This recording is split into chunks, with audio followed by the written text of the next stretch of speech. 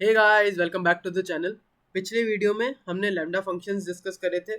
आज के इस वीडियो में हम देखने जा रहे हैं एक्सेप्शनल हैंडलिंग इन पाइथन कि मतलब जब हम बहुत सारा कोड लिख लेते हैं और कुछ एक्सेप्शन अगर अराइज होता है तो उसको पाइथन किस तरीके से हैंडल करता है।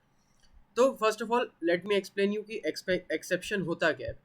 It is an abnormal condition that arise in a code at run time. मतलब जब हम हमारे कोड को एग्जीक्यूट करते हैं उसमें जो भी एरर एग्जीक्यूट होता है या कोई भी एक्सेप्शन आ जाता है उसको हम एक्सेप्शन बोलते हैं। अब एक्सेप्शन की कंडीशन अराइज कब होती है?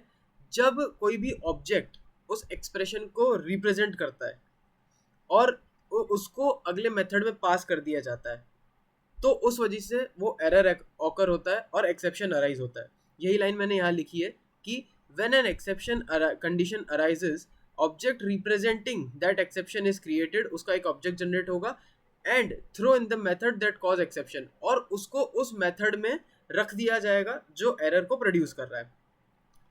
When these exception occur in Python, the Python interpreter stops the current process। अब अगर मैंने कोई सा टास्क परफॉर्म करवाया और अगर एक्सेप्शन आ गया तो वो उस करंट प्रोसेस को रोक देगा and pass it to the calling process, और उसको कॉलिंग प्रोसेस पे डाल देगा। कब तक? जब तक वो कंडीशन हैंडल नहीं होती, और अगर हैंडल नहीं होगी देन मेरा पाइथन प्रोग्राम क्रैश हो जाएगा। इसको समझाने के लिए मैं एक डायग्राम के थ्रू समझाता हूँ।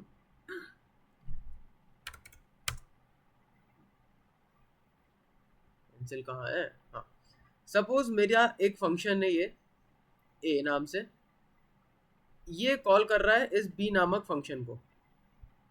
ए इज कॉलिंग बी, और अब बी फंक्शन एक और फंक्शन को कॉल कर रहा है, दैट इज फंक्शन सी। अब अगर इसमें कोई भी एरर ऑकर होता है तो वो क्या करेगा? वो पास ऑन कर देगा बी को। अगर बी में कोई एरर ऑकर होता है तो वो पास ऑन कर देगा सी को। फिर अगर सी भी उस प्रोसेस को हैंडल नहीं कर पाता है तो वो एक्सेप्शन में वापस रिटर्न करके देगा उसको बी पर कि नहीं भैया, एक्सेप्शन अराइज हो गया, I can't handle this condition. तो ये जो मेरी नीचे वाली कंडीशन है ये होता है मेरा एक्सेप्शन कंडीशन। ये होगी हमारी एक्सेप्शन कंडीशन, क्योंकि पहले तो हमने फंक्शन कॉल करा, ऊपर तो हमारी कॉलिंग परफॉर्म हो रही है, और नीचे अगर वो अनसक्सेसफुल हुआ तो एक्सेप्शन अराइज हो जाएगा। अब इसी पर्टिकुलर चीज़ के लिए एक ट्राई स्टेटमेंट होती है पाइथन में कि मैं इसका प्रैक्टिकल करके बताता हूँ। एक नई फाइल बनाएंगे एक्सेप्शन हैंडलिंग नाम से,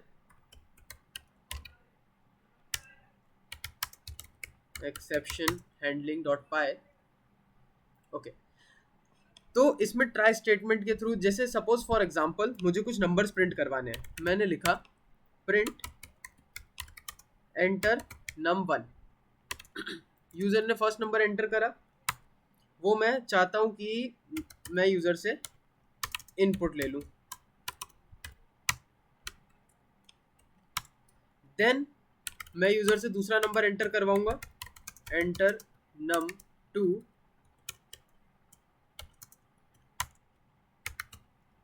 num2 इज इक्वल टू में ये भी यूजर इनपुट करके देगा। ओके, अब यहाँ तक तो हमारा प्रोग्राम सिंपल है। नंबर 1 के लिए 10 डाला, नंबर 2 के लिए 10 डाला, प्रोग्राम खत्म। अब यहाँ पर एक्सेप्शन अगर मेरे को चेक करना हो तो उसके लिए मैं एक ट्राई स्टेटमेंट का यूज करता हूँ। तो ट्राई स्टेटमेंट बेसिकली एक ब्लॉक ऑफ कोड में चेक करके बताता है कि एक्सेप्शनल कोड कहाँ ऑकर हो रहा है। जैसे कि अगर मैंने यहाँ पर एक स्टेटमेंट लिख दी प्रिंट, अगर मैंने ऊपर के नंबर का सम करवाया, the sum of these two numbers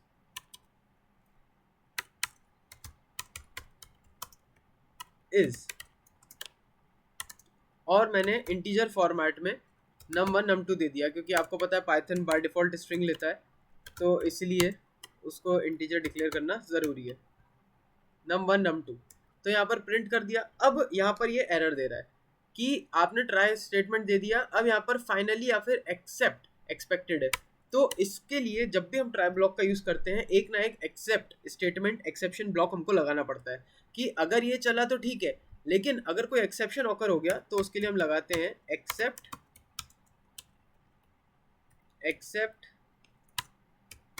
exception as ई। मतलब जो भी एक्सेप्शन आएगा उसको एज ई लेगा और प्रिंट कर देगा ई को, जो भी हमारा एक्सेप्शन रहेगा। अब इसको रन करके देखना आप क्या आउटपुट आता है। जैसे ही अगर मैंने नम डाला 100, नंबर 2 में डाला 100, तो the sum of these two numbers is 200, program चल गया। अब अगर मैं यहाँ पर इंटीजर के बजाय कोई स्ट्रिंग वैल्यू दे दूँ तो क्या होगा। सपोज मैंने दे दिया 100, अगले में मैंने स्ट्रिंग दे दी, दे देगा invalid literal for integer with base 10। ये जो पर्टिकुलर आपने वैल्यू दी है कि भाई साहब ये इनवैलिड लिटरल है, ये इंटीजर नहीं है, इसलिए वो इसको एक्सेप्ट नहीं करेगा। अब अगर मैं num1 में ही कोई स्ट्रिंग दे दूं तो उसने दोनों स्ट्रिंग ले ली। कि यहाँ पर क्या हुआ आप देखना कि अगर यहाँ पर मैंने num1 में मैंने स्ट्रिंग दी तो वो उसने आगे तो चेक ही नहीं करा, उसने num1 में ही मुझे देख के बता दिया कि डी के जे डी ये आपका एक इनवैलिड लिटरल है। तो इस तरीके से हमारा एक्सेप्शन ब्लॉक पाइथन में काम करता है। ओके, अब बेसिकली हमें ट्राई एक्सेप्शन की ज़रूरत क्यों पड़ती है। तो जब भी हमें कोई एरर को हैंडल करना होता है हमारे पाइथन कोड में, तो ट्राई ब्लॉक का हम यूज़ करते हैं। वो हमें चेक करके बताता है कि कोई एरर तो नहीं है हमारे कोड में। जैसे हमने यहाँ पे ट्राई ब्लॉक में लगाया था कि कोई एरर ऑकर होता है कि नहीं होता है। जैसे मैंने यहाँ पे नंबर डाला 34, फिर 34, तो कोई एरर नहीं था, रिजल्ट आ गया। अब अगर मैं पहले यहाँ पर कोई स्ट्रिंग दे दूँ फिर अगले में नंबर दे दूँ, तो उसने पहले ही मुझे ट्राई ब्लॉक ने डिक्लेयर करके बता दिया कि यहाँ पे एरर है। तो कोड के इनसाइड हम ट्राई ब्लॉक इसलिए यूज़ करते हैं एरर चेकआउट करने के लिए। और अगर कोई एरर नहीं होगा देन हमारा program as it is execute हो जाएगा। तो ये होती है ट्राई स्टेटमेंट हमारे पाइथन में। अब एक स्टेटमेंट हम यूज करते हैं फाइनली, इसको कमेंट आउट करते हैं, फाइनली स्टेटमेंट। तो फाइनली स्टेटमेंट क्या होता है कि ये चेक करने के काम में आता है कि अगर हम किसी कोड को एग्जीक्यूट कर रहे हैं वो रन होना चाहिए जो भी एरर ऑकर हो जाए। कि मतलब फाइनली को हम तब एग्जीक्यूट करेंगे ट्राई और एक्सेप्ट ब्लॉक के बाद। जैसे मैं आपको डायरेक्ट प्रैक्टिकल करके बताता हूँ इसका, कि जैसे मैंने एक ट्राई ब्लॉक बनाया। अब उस ट्राई ब्लॉक में मैंने लिखा k इज इक्वल टू में 5 डिवाइड बाय 0। अब आप कैलकुलेटर में भी लिख के देख लीजिए, 5 डिवाइड बाय 0 एरर देगा कि कैन नॉट डिवाइड बाय 0, 5 को हम 0 से डिवाइड कर ही नहीं सकते। तो यहाँ पर एक ऑब्वियसली एरर ऑकर होना चाहिए। फिर मैंने करा प्रिंट के को प्रिंट कर दो। अब यहाँ पर मैं क्या दूंगा, यहाँ पर मैं एक एक्सेप्शन दूंगा। यहाँ पर तो ये फाइल दे दिया कि अनएक्सपेक्टेड फाइल है, पार्स नहीं हो पा रही है लाइन नंबर 14 पर। तो इसके लिए क्या होगा, मैं एक एक्सेप्शन दूंगा, एक्सेप्ट। इसके लिए हम यूज़ करते हैं एक जीरो डिवीजन एरर। ये एक बिल्ट इन मेथड होती है जिसका हम जनरली यूज़ करते हैं, जो जीरो डिवीजन के जो ऐसे एरर्स होते हैं, न्यूमेरिकल एरर, उनको हैंडल करने के काम में आती है। अब इस जीरो डिवीजन के एरर में लिख लूंगा कि प्रिंट कांट डिवाइड बाय 0। इस नंबर को हम 0 से डिवाइड कर ही नहीं सकते। फिर एंट्री होगी फाइनली स्टेटमेंट की। फाइनली कि हमने अभी मैंने आपको बताया था कि ट्राई और एक्सेप्ट के बाद हमेशा हमारा फाइनली स्टेटमेंट एग्जीक्यूट होगा। तो हर बार ये ब्लॉक तो एग्जीक्यूट होगा ही होगा, भले ही कुछ भी सिचुएशन आ जाए। कि मैंने इधर लिख दिया कि दिस ब्लॉक विल ऑलवेज, या फिर दिस ब्लॉक दिस, या दिस इज ऑलवेज एग्जीक्यूटेड। ये लाइन तो हमेशा एग्जीक्यूट होगी, आप कुछ भी कर लो। अब मैंने इसको रन करा तो ये आ गया कि can not divide by, can't divide by 0 और दिस इज ऑलवेज एग्जीक्यूटेड। अब अगर मैंने सपोज ये प्रिंट स्टेटमेंट एम्प्टी छोड़ दिया, रन करा, तो this line is always executed, ये एग्जीक्यूट हो गया। तो कुछ भी कंडीशन हो हमारे प्रिंट स्टेटमेंट तो एग्जीक्यूट होगी ही होगी, फाइनली स्टेटमेंट एग्जीक्यूट होगी ही होगी। तो इसलिए हम फाइनली स्टेटमेंट का यूज़ करते हैं।